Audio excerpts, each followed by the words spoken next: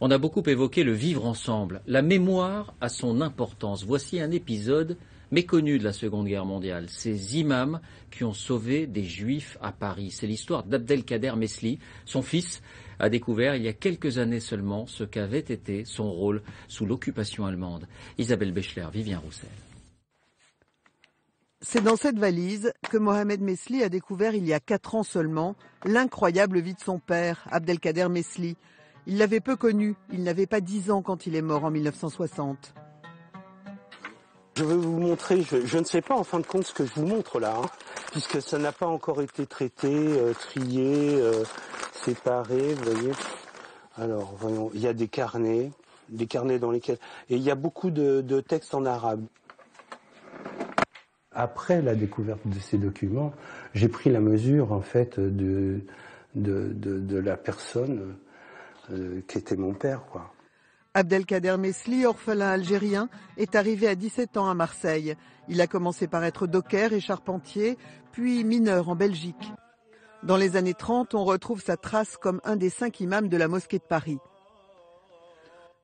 Pendant l'occupation allemande, dès 1940, les Juifs doivent fuir ou se cacher parce que leur vie est en danger.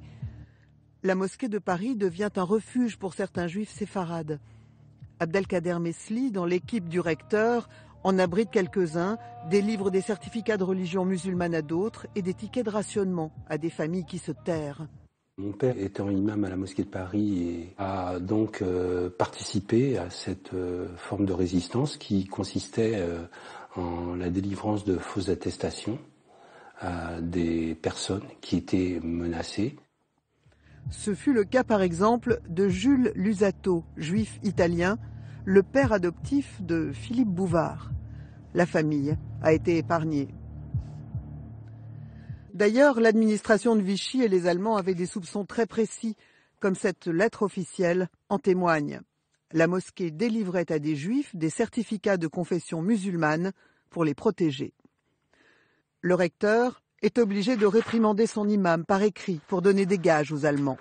Dans ses lettres, il lui demande de s'en tenir strictement à encadrer le culte. Le recteur va ensuite éloigner l'imam Mesli à Bordeaux comme aumônier des prisonniers militaires musulmans. Là encore, il aide des fugitifs avec de faux papiers et se met en danger. Il sera dénoncé à la Gestapo et déporté en juillet 1944.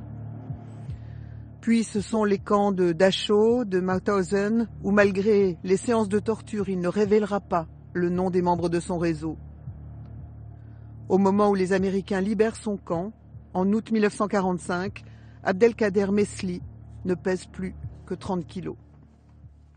Surtout dans les périodes là que nous venons de vivre, je crois qu'il est important que des histoires de ce type-là ne tombent pas dans l'oubli. Il y a des gens de confession musulmane, des imams, qui ont permis, qui ont mis en danger leur propre vie pour pouvoir sauver la vie de gens qui étaient juifs ou autres. Je pense qu'aujourd'hui encore, ça prend peut-être encore plus d'importance. Aucun musulman français ne figure au nombre des justes qui ont sauvé des juifs pendant la Seconde Guerre mondiale. Mais Mohamed Mesli ne revendique aucun honneur pour son père.